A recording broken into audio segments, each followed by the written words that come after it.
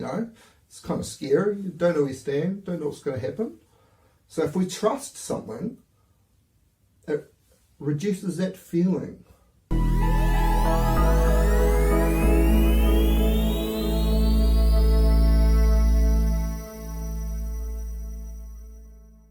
Everybody likes someone who's loyal, right? They stick by you, stick by your side. You know they're always going to be there for you. How does that work in marketing? Hello and welcome to another week of 50 Weeks of Marketing. And this week's topic I'm talking about is customer loyalty. Firstly, I just want to explain why I've used the term customer loyalty instead of brand loyalty. Brand loyalty is probably a more popular term, but you can see here I've put it's a human characteristic instead of something that's inherent in a brand. Basically, I mean that people choose whether they want to be loyal. It's not really a characteristic of the brand that makes people loyal. At the end of the day, loyalty is it's a human characteristic. It's why we love dogs so much, because dogs are loyal to us. They stick by us no matter what, and that's the same characteristic for a loyal customer. It's more about what you provide for the customer, more so than a trait of the product or brand. Firstly, there's just a little definition I've got here. The maintenance of trust and strong feelings of support and allegiance. So back to that dog reference of sticking by someone's side. It's a strong connection between us and another object which keeps us coming back. A big reason why humans value trust so much, and trust is something which has quite a big correlation with loyalty. If we trust a person or brand, we're far more likely to be loyal than if we don't trust it. So there's not a direct causation, which means if you trust, there will be loyalty, but there's a higher chance of loyalty. And that is because trust reduces uncertainty and vulnerable. No one likes being vulnerable, right? It's the worst feeling in the world. You don't know where, it's kind of scary. You don't know where you stand, don't know what's going to happen. So if we trust something, it reduces that feeling. It makes us feel good. We like to make easy choices. So that's why we value trust so much. Loyalty is a trait of having a relationship with a customer. See, I've got relationship marketing here. Relationship marketing is where we've moved from the old mass marketing approach we had back in the day, say 60s and 70s. Slowly we've moved more and more towards this relationship marketing thing. In the age of the internet and digital marketing, where there's so many tools where we communicate with our target market or with our customers, that's why we've moved on to this approach. 50 years ago, you'd advertise on TV or on a bill, there wasn't really options as far as marketing goes. So you wanted bang for your buck, so it was all about reaching as big as an audience as you could with your message. But now it's not so much about reaching that big audience, because we've realised that it's really profitable to businesses to just focus on the people that we know are going to be loyal, that trust us, are going to keep coming back. So that's what that relationship marketing orientation is all about. As you can imagine with using the word bond, it's like something coming together and then being stuck. So we want the bond to be as strong as possible between us and our customers. It's like using a really high grade of super glue compared to like PVA. So PVA glue is good for, maybe attaching a piece of paper with another piece of paper doing art. But there's no way, if there's two bits of steel or plastic, that a little bit of PVA is going to keep those together. But then if we use really high grade super glue, industrial super glue, and then glue two solid bits of plastic or glass or steel together, better quality that super glue, the high chance of it staying bonded. So that's kind of the same metaphor as relationship marketing. If we can create a bond with our behaviour as a business, our customer service, our marketing, it's all about making that bond as strong as possible. That customer is more likely to be with us for life. You can see here after I've put the bond, I've specified we want to do that with our profitable customers. We're going to have many customers in our lifetime. The 80-20 rule in marketing specifies that 80% of our profit is going to come from 20% of our customers. So if we focus that effort on that 20%, that's our really good customers. Customers will most likely be loyal to our business, most likely to come back. There's certain characteristics of a customer which you can monitor with customer analytics or doing some research on your customers.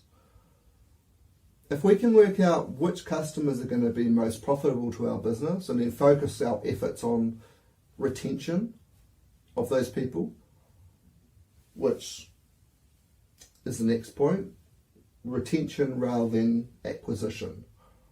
It's cheaper to focus on the customers you already have. Obviously, you need to get those customers in the first place. So if you're a new business, you're not going to so much have a relationship marketing approach because you don't have customers to try and keep in your business. We're trying to find customers, but say your business is 5 or 10 years old, you've got 50, 100, 200, 500, whatever it is, customers on your database, then we just keep marketing to those people because we've probably already created that little bit of an attachment, a little bit of a bond, created that trust. So it's cheaper for us to focus on those customers. So how do we do that? How do we maintain the customers we've already got?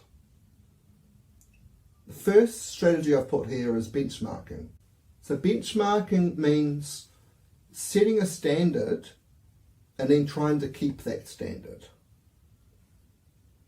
We want our performance to be up there. So if we look at our customers who are already loyal, if we do some customer surveys, find out more from them what they really like about the business and why they are loyal, then we can see what is important to our customers and really focus on those aspects which should increase loyalty across your customers.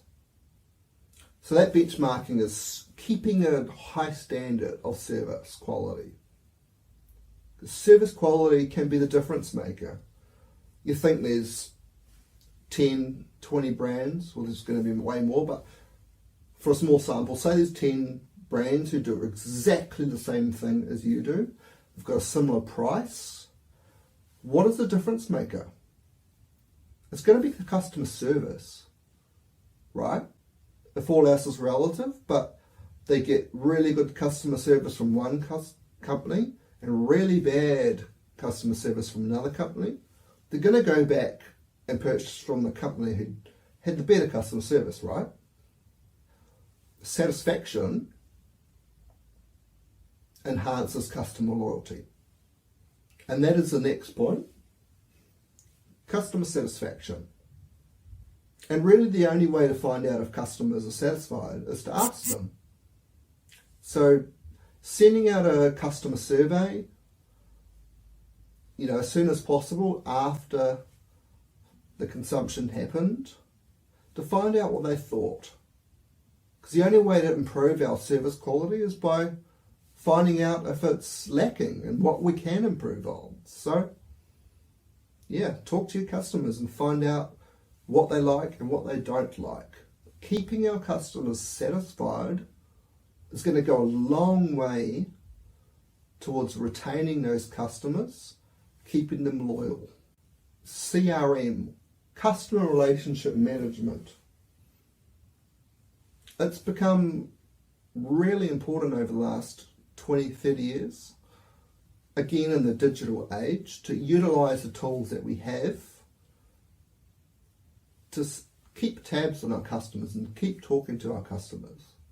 It's pretty easy to input their email address into a CRM system and then send them an email. Might be quarterly, might be every 6 months, might be every year. Again, the more we know about our customers, so if we do our research, find out how often they consume, or just keep tabs on how often they're consuming our product or service. We can add them to different mailing lists, for example, and talk to them every couple of weeks if they're really loyal or frequent customers, or just every 6 months if they're not consuming that much, because we don't want to annoy them so much that they unsubscribe from our mailing list, or if we just annoy them and they think less of us, they just keep emailing me, they giving me deals that I don't want. The more we understand how our customers tick, the easier it is to communicate to them in the way that they want to be communicated to. A popular form of customer relationship management is by having a loyalty program. We're trying to encourage them to consume our products or services more often, and we do that through rewarding them for consuming our products. So basically it might be a financial reward. We might give them 20% off, whatever it is that we choose, which is still profitable to us, but is enough of an incentive for them to come back. Or it could also be a freebie, or incentivizing getting them to refer a friend. Like your local coffee shop probably has a loyalty card. You buy 5 or 10 coffees, you get a free coffee. If they refer a friend, give them an even bigger discount. Then we're killing 2 birds with 1 stone. We're retaining our profitable customers, but we're also getting new customers who also have a good opinion of our business because of their friend who told them, who they probably trust their opinion of. So you're already getting customers which are highly likely to again be profitable customers if we can keep that level of satisfaction high. And that's it for another week of 50 Weeks of Marketing. See you again next week. Thanks for your time.